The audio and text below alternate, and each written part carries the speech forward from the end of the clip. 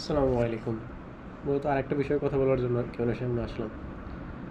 আজ শহীদ শরীফ ওসমান হাদি ভাইয়ের শাহাদাতের কততম দিন আপনার মনে আছে? মনে নাই? আমি যে কথাটা বলছি আমার আসলে কি মনে আছে? মনে নাই। একটা কথা আছে না, নক্ষত্র একদিন কি বিলীন হয়ে যায়, ব্যাপারটা এমন। আমি হয়তো বা প্রকৃত অর্থে বুঝাইতে পারি না এভাবে। আসলেই আমরা কি ওসমান হাদি ভাইকে কতজনে স্মরণ করতে পারছি এই মুহূর্তে? কারণ মানুষ তার দৈনন্দিন কাজ নিয়ে যতটা ব্যস্ত হয়ে পড়ে, একটা সময় তার নিজের মা বাবা ব্যাক করে আপনজনেও সময় ভুলে যায় বলতে কি হয়তো বা হৃদয় থেকে বলতে পারে না, কিন্তু সময়ের সাথে সাথে মৃত্যুর যেদিন মৃত্যুবরণ করে ওই দিনের যে শোক, এক বছর পরে শোক বা এক মাস পরে শোক, এটার ভিতরে কিন্তু একটা অনেকটা ডিফারেন্স থাকে। একটা পর্যায়ে মানিয়ে নেয়, তাই না?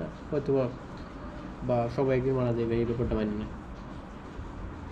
তো এক্ষেত্রে যদি নিজের বাবা মার ক্ষেত্রে হয়, এক্ষেত্রে তো শহীদ ওসমান হাদি ভাই অবশ্যই কারো কারো ক্ষেত্রে অত্যন্ত দামি মানুষ ছিলেন। আমিও তাকে ব্যক্তিগতভাবে অনেক শ্রদ্ধা করি, সম্মান করি।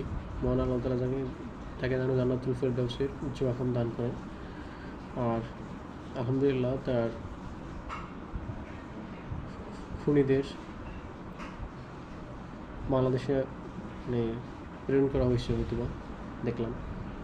আর হয়তো 10 বছরের কারাদণ্ড যদি ফাঁসিও দেয়, এরপরেও তো আমার ওসমান হাদি ভাইকে আর ফিরে পাবো না। আমার এক্ষেত্রে কিছুটা আমি জানি না আইনের ঊর্ধ্বে হয়তো আমার এই ধরনের কথা বলা উচিত হবে না, বা উচিত হবে না বলতে এক্ষেত্রে কী জন্য বলতেছি, কারণ আমাদের প্রত্যেকটা কথাবার্তা অনেক কাউন্ট হয়।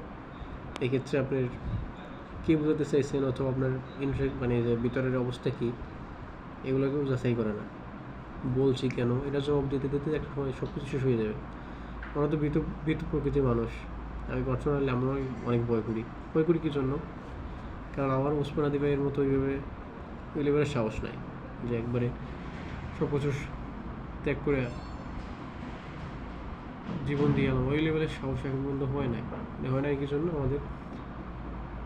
আমরা ভীতু, আমরা সর্বনিম্ন স্তরে বসবাস করি।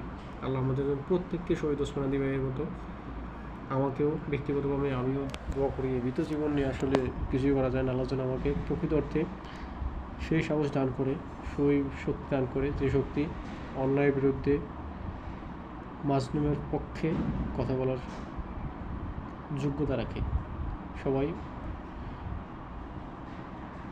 ভালো থাকবেন। আসসালামু আলাইকুম।